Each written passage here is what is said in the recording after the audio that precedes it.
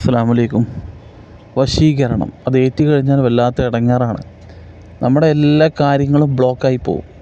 നമുക്ക് നമ്മുടെ ജീവിതത്തിലുള്ള ജോലി സംബന്ധമായിട്ടുള്ള കാര്യങ്ങൾക്ക്, അതുപോലെ തന്നെ മറ്റുള്ളവരോടുള്ള പെരുമാറ്റം, അതുപോലെ തന്നെ എല്ലാ മേഖലകളിലും നമ്മൾ നല്ല പെർഫോമൻസ് കാഴ്ചവെച്ചവരാവാം.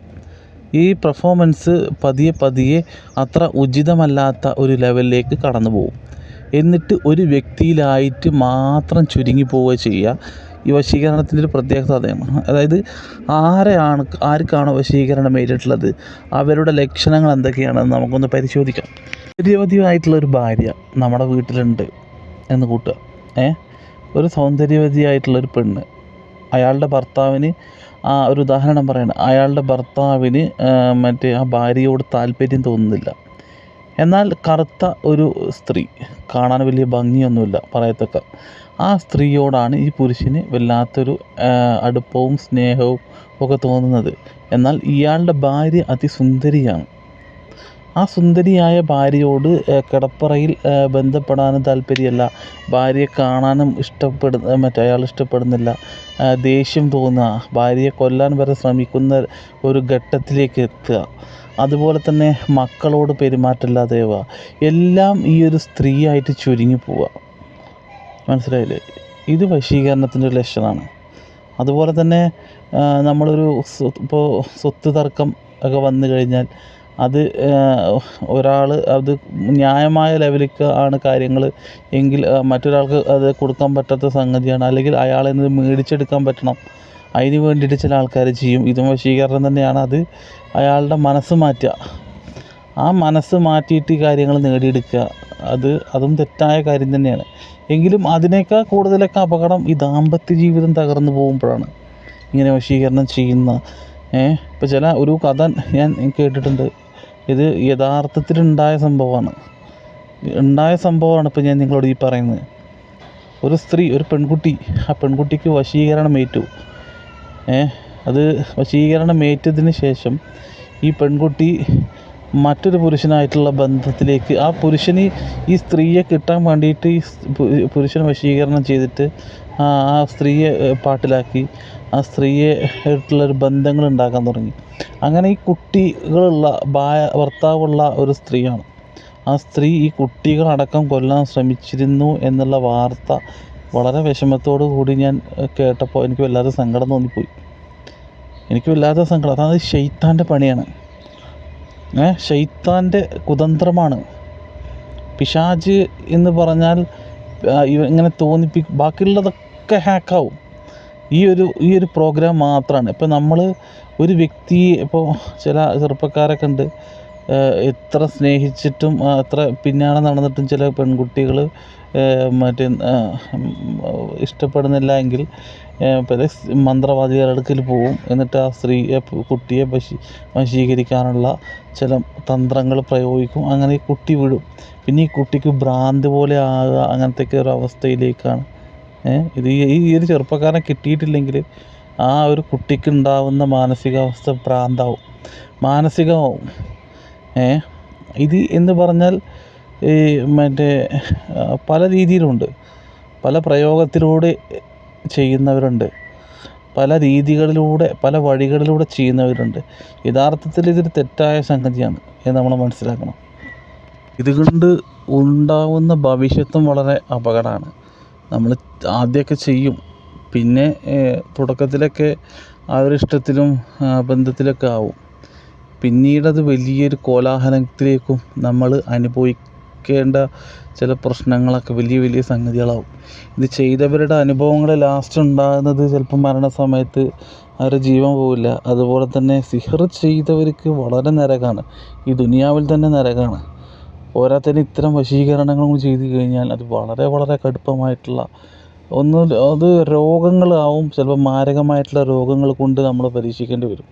അല്ലെങ്കിൽ നമ്മളെ റൂഹ് പോവാത്തൊരവസ്ഥയിലേക്ക്, റൂഹ് പോയി എന്ന് വിചാരിച്ചിട്ട് നമ്മൾ മരിച്ചു എന്ന് നമ്മൾ വിധി എഴുതുമ്പോഴേക്കും ചിലപ്പോൾ കയ്യും കാലും വലങ്ങും. അങ്ങനെ പല ആളുകളും സിഹറും ഇങ്ങനെയുള്ള ആഭിചാരക്രിയകളൊക്കെ ചെയ്തവർക്ക് അവസാനം വലിയ തെറ്റാണ്. ഇപ്പോൾ അള്ളാഹു ഇഷ്ടപ്പെടാത്ത ചില കാര്യങ്ങളാണ് ഈ സിഹർ വശീകരണം എന്നൊക്കെ.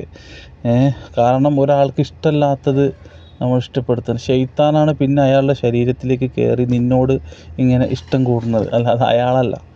അയാളുടെ ശരീരത്തെ നിനക്ക് തരികയും ആ ശരീരത്തിൽ പിശാച് കയറി വേണ്ട രീതിയിലുള്ള പെരുമാറ്റങ്ങളും പ്രകടനങ്ങളും ഒക്കെ കാണിക്കുന്നത് അയാളല്ല, പിശാചാണ്. കാരണം അയാളെ മൊത്തത്തിൽ ഹാക്കായിക്കാണ്, ബ്ലോക്കാക്കിക്കാണ്. ഇപ്പം നമ്മൾ പരമാവധി നമ്മളൊക്കെ ഇത്തരം കാര്യങ്ങൾ ഏൽക്കാതിരിക്കാൻ ഒരു ശമനത്തിനുള്ള കാര്യങ്ങളൊക്കെ ഞാൻ പറഞ്ഞുതരാം.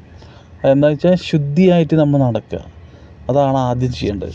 നല്ല ശുദ്ധിയിൽ നമ്മളിരിക്കുക. നമ്മളെ വസ്ത്രങ്ങൾ, അതുപോലെ തന്നെ നമ്മളെ റൂമൊക്കെ അത്തർ കൊണ്ടും സുഗന്ധം കൊണ്ടും നമ്മൾ നന്നായി വൃത്തിയാക്കി, അതുപോലെ തന്നെ അടിച്ചുവാരി വൃത്തിയാക്കി നല്ല ശുദ്ധിയാക്കുക നമ്മളെ വിരിപ്പും കിടക്കയും തലയണയും ഒക്കെ. കാരണം നമ്മൾ ഇപ്പോൾ ഒരു കല്യാണം കഴിഞ്ഞവരാണെങ്കിൽ ഈ ദാമ്പത്യ ജീവിതത്തിൽ നമ്മൾ ബന്ധപ്പെടുകയും അതുപോലെ തന്നെ അതിൻ്റെ ശുക്ലങ്ങളും കാര്യങ്ങളൊക്കെ പോകുമ്പോൾ അത് ആ ബെഡ്റൂമിൽ ആ ബെഡ്ഷീറ്റിലും അതുപോലെ തന്നെ ബെഡുകളിലും അതുപോലെ നമ്മളെ വസ്ത്രങ്ങളിലും നമ്മളിലും ഒക്കെ നല്ല എപ്പോഴും അതൊക്കെ നല്ല നെയ്യത്ത് വെച്ച് ഇപ്പോൾ ശാരീരികമായിട്ട് ബന്ധപ്പെടുമ്പോൾ ആ ബന്ധപ്പെട്ടതിന് ശേഷം നമ്മൾ പെട്ടെന്ന് കുളിക്കേണ്ടതാണ്. അല്ലെങ്കിൽ പിശാചിന് ആ സ്മെല്ല് ഭയങ്കര ഇഷ്ടമാണ്, വൃത്തികെട്ട സ്മെല്ല്, നമ്മുടെ ബീജത്തിൻ്റെയൊക്കെ സ്മെല്ല്, അതുപോലെ തന്നെ നമ്മുടെ വിയർപ്പ് അടിഞ്ഞു കൂടിയ കക്ഷത്തിലെ ചില ചളികൾ, അതൊക്കെ നമ്മൾ ചില ആളുകളൊക്കെ എടുത്തിട്ട് ഇങ്ങനെ വായിലും മൂക്കിലൊക്കെ ഇടുന്ന ചില ആളുകൾ, അള്ളാഹു കാത്തുരക്ഷിക്കട്ടെ. ഇതൊക്കെ പൈശാചികതയാണ്, പിശാചിന് ഇഷ്ടമുള്ള കാര്യങ്ങളാണ്. തുടയെടുക്കിലുള്ള ചളികളെടുത്ത് വായിലിടുക, അങ്ങനെയുള്ള ചില കാര്യങ്ങളൊക്കെ നമ്മൾ ശ്രദ്ധിക്കണം. എല്ലാ കാര്യത്തിലും നമ്മൾ ശ്രദ്ധ വരുത്തണം. പിശാച് ഒരു തരത്തിലും നമ്മുടെ ശരീരത്തിലേക്ക് പ്രവേശിക്കാതിരിക്കാനുള്ള വഴിയാണ് ആയത്തുൽ കുർസി. അത് പരമാവധി ചെല്ലുക. അതൊക്കെ ശമനമുള്ള കാര്യങ്ങളാണ്. നല്ല പ്രശ്നങ്ങളൊക്കെ നമ്മളെ ശരീരത്തിൽ ഏറ്റിട്ടുണ്ടെങ്കിൽ അത് തീർച്ചയായിട്ടും നിങ്ങൾ അതിൻ്റേതായിട്ടുള്ള ചികിത്സാരികളുണ്ട്, ഉസ്താദുമാർ കാര്യങ്ങൾ, നല്ല ചികിത്സാരികളുടെ അടുക്കിലേക്ക് പോവുക. അതുപോലെ തന്നെ ശരീരവും നമ്മുടെ വീടും പരിസരവും എപ്പോഴും ശുദ്ധിയായിട്ടിരിക്കുക. പരമാവധി പിശാച് വീട്ടിലേക്ക് കയറി വരാതിരിക്കാനുള്ള, അത് നമ്മുടെ ശരീരത്തിൽ കയറാതിരിക്കാനുള്ള ദിക്റുകളും സലാത്തുകളും കൂടുതലായിട്ട് നമ്മൾ വർദ്ധിപ്പിക്കുക. വീടിന് വളപ്പിനും ഒക്കെ നമ്മൾ ഈ കുന്തിരിക്കം എന്ന് പറഞ്ഞ സംഗതി ഉണ്ട്. നമ്മളിങ്ങനെ വീടിൻ്റെ ഉള്ളിൽ പുകയ്ക്കുക, വളപ്പിൽ പുകയ്ക്കുക. ഈ പിശാചിന് ഇഷ്ടമില്ലാത്ത ഒരു സുഗന്ധമാണ്, കുത്ത് സുഗന്ധമാണ്, നല്ല ഒരു സുഗന്ധമാണത്. മറ്റേ ഈ കുന്തിരിക്കം, അതൊക്കെ പിശാചിന് ഇഷ്ടമില്ലാത്ത സുഗന്ധങ്ങളാണ്.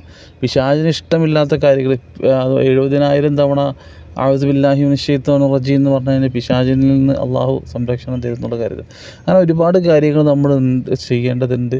പരമാവധി റബ്ബിനോട് അടുക്കുക, അസ്മാഉൽ ഹുസ്ന അങ്ങനെയുള്ള കാര്യങ്ങളൊക്കെ ചെല്ലുക. ദിക്റുകളിലും സലാത്തുകളിലൊക്കെ പരമാവധി ഇങ്ങനെ നമ്മളിങ്ങനെ ചൊല്ലിക്കൊണ്ടിരിക്കുക, അള്ളാഹുവിലേക്ക് അടുക്കുക. എന്നാൽ ചില കാര്യങ്ങളെ തൊട്ടിട്ട് നമുക്ക് സിഹർ ചില ആളുകൾ ചെയ്യുന്നുണ്ടാവും. അത് വലിയ തീവ്രമായിട്ട് നമുക്ക് ഫലിക്കില്ലെങ്കിലും ചെറിയ തോതിൽ നമുക്ക് ഫലിക്കും. പക്ഷെ തീവ്രമായിട്ടുള്ള ആ കടുപ്പം കമ്മിയാവുമെന്ന് മാത്രം. പിന്നീട് അത് മെല്ലെ ഇങ്ങനെ കെട്ട് ഇങ്ങനെ പോകും. കാരണം നമ്മൾ ദിക്റും സലാത്തും ഇങ്ങനെ ചൊല്ലിക്കൊണ്ടിരിക്കുകയല്ലേ. അപ്പോൾ ഇങ്ങനെയുള്ള കാര്യങ്ങൾ നമ്മൾ ശ്രദ്ധിച്ച് ചെയ്യണം. നമ്മൾ അള്ളാഹുവിലേക്ക് അടുക്കണം. നമ്മൾ ഇപ്പോൾ ഓരോ സമയത്തിലും തിരക്കത്തിലും നമ്മൾ എപ്പോഴാണ് റൂഹ് പിടിക്കുന്നതെന്ന് അറിയില്ല.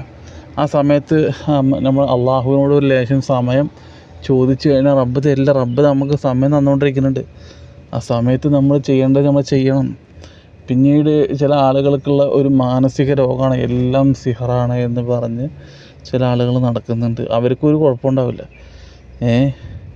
അപ്പോൾ അത്തരം കാര്യങ്ങൾ ഈ തട്ടിപ്പും വെട്ടിപ്പോയിട്ട് നടക്കുന്ന ആളുകളുടെ അടുക്കിലേക്ക് ചെന്നാൽ എല്ലാവരും തട്ടിപ്പും വെട്ടിപ്പോയിട്ട് നടക്കുന്നവരാണ് എന്നല്ല പറയുന്നത്. പിന്നെ അവരെ കാര്യം പോക്കാണ്. അപ്പോൾ നമ്മൾക്ക് ചികിത്സ ചെയ്യുന്ന ആളുകൾ, ആ ചികിത്സാരികൾ നല്ല അത്യാവശ്യം അള്ളാഹുവിനെ ഭയപ്പെടുന്ന, അള്ളാഹുവിൻ്റെ ഖുർആനികമായി ചികിത്സിക്കുന്ന ആളുകളുണ്ടാവും.